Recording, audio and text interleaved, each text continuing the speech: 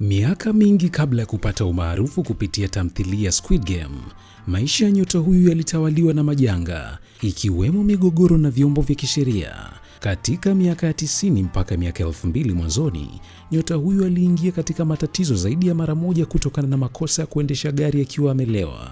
Huwezi amini, mpaka alifutiwa leseni mara 2. Tukio la kwanza lilitokea mnamo mwaka 1999 wakati nyota huyu akiwa na umri wa miaka 26 alikamatwa na polisi baada ya kugongesha gari lake aina BMW kwenye gari nyingine katika wilaya Gangnam katika jiji la Seoul lililoko Korea Kusini.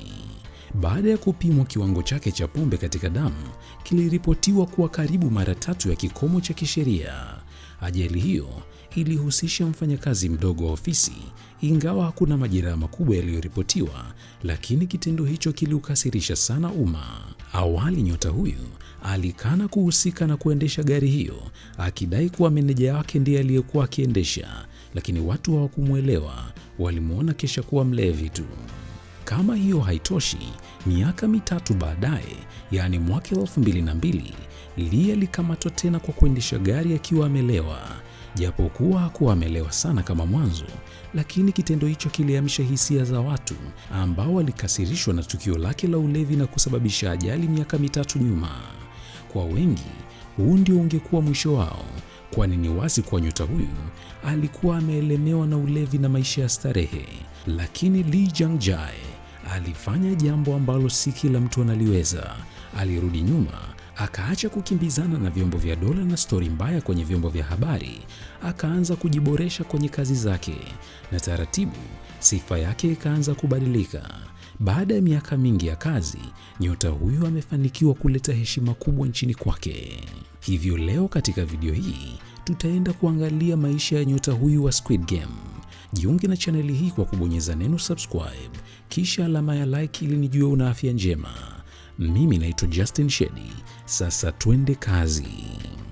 Lee Jung-jae amezaliwa mnamo tarehe 15 Disemba mwaka 1972 katika familia ya kawaida huko jijini Seoul nchini Korea Kusini. Maisha yake hayakuwa ya kifahari toka mwanzo. Alianza kupewa majukumu akiwa bado mdogo, kwani baada tu ya kumaliza shule alitakiwa kuwa anamwangalia kaka yake mwenye usonji, yaani autism, hitilafu ya kiafya inayosababisha mtu ashindwe kufanya vitu vya kawaida kama vile mawasiliano au shughuli za kawaida. Lee hakuwa na ndoto ya kuja kuwa mwigizaji tangu awali katika maisha yake. Alikuwa ni kijana anayepambania maisha yake ili aweze kuishi, lakini kama ilivyo kawaida ya maisha, yana namna yake ya kukupeleka kwenye njia usiyotarajia.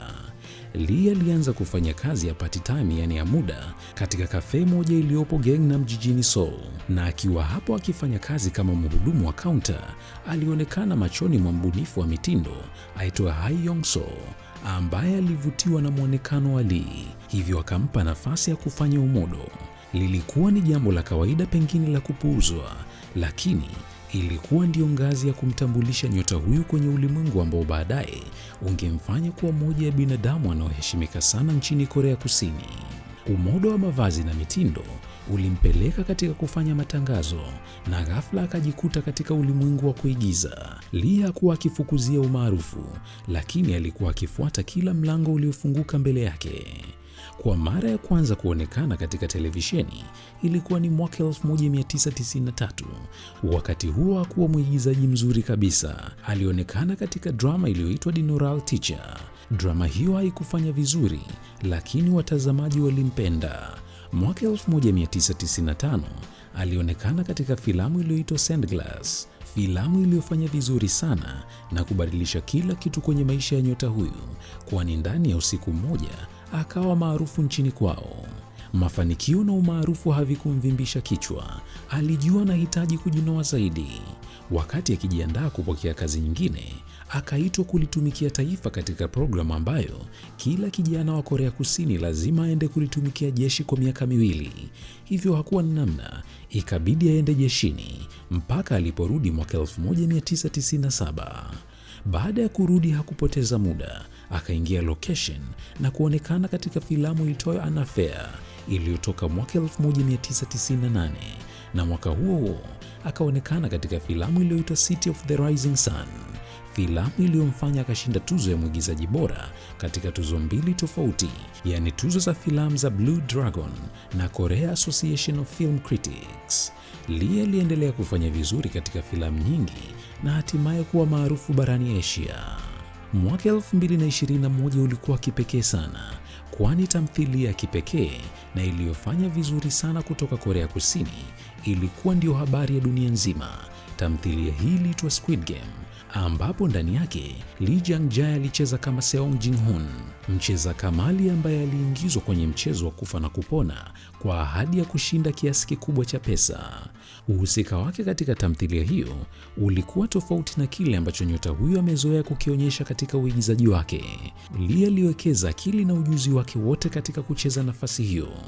Baada ya tamthilia kutoka, mapokezi yalikuwa makubwa. Squid Game ndio ikawa show inayoangaliwa zaidi Netflix na Lee Jung-jae akapata umaarufu duniani kote. Haikupita muda, tuzo zikaanza kumiminika, tukianza na Primetime Emmy. Here with Lee Jung-jae of Squid Game. Lee Jung-jae! Lee Jung-jae! Lee Jung-jae. Emmy-winning actor Lee Jung-jae. Lee Jung-jae. Screen Actors Guild Awards na Critics' Choice Television Awards. Kama hiyo haitoshi, akaingia katika vipengele kwenye tuzo za Golden Globes na Gotham Awards. Kwa hivyo tu, akaweka historia kuwa mwigizaji wa kwanza wa kiume kutokea barani Asia kuchaguliwa kuingia katika tuzo 4 kubwa za filamu nchini Marekani. Licha ya mafanikio haya makubwa, nyota huyu wakati wote alipohojiwa alielekeza sifa kwa mwongozaji wa tamthilia hiyo, Bwana Hwang Dong-hyuk, na waigizaji wengine katika tamthilia ya Squid Game. Moja ya mambo yaliyobadilika kwenye maisha yake ni pamoja na kutambuliwa na mashabiki kutoka nchi mbalimbali, hata ambazo hajawahi kufika. Anadai anapokuwa katika viwanja vya ndege, imekuwa kawaida watu kumtambua na kumsalimu. Kwake ni jambo la kushangaza sana. Ukiachana na tuzo hizi za filamu, nyota huyu pia alipewa tuzo ya Gyeonggwan Order of Cultural Merit na rais wa Korea Kusini. Hii ni tuzo ya juu kabisa ya heshima kwa watu waliolitangaza taifa kupitia sanaa. Kwa sasa nyota huyu si kwamba ana kipaji tu, bali pia ana elimu ya kile anachokifanya, kwani alisoma na kupata shahada ya kwanza na shahada ya uzamili katika uigizaji na sanaa ya filamu katika chuo kikuu cha Dongguk kilichopo Korea Kusini. Licha ya uigizaji, Lee ni mfanyabiashara mwenye migahawa kadhaa nchini kwao. Kwa sasa ameshafanikiwa kuingia Hollywood baada ya mwaka 2022 kuchaguliwa kucheza katika filamu ya Star Wars Acolyte iliyotoka mwaka 2024, ikiwa ni filamu yake ya kwanza ya lugha ya Kiingereza. Nyota huyu bado hajaoa isipokuwa na mchumba. Asante kwa kutazama video hii. Niandikie maoni yako kwenye sehemu ya comment. Mimi naitwa Justin Shedi na kutakia wakati mwema, na tukutane tena kwenye video nyingine.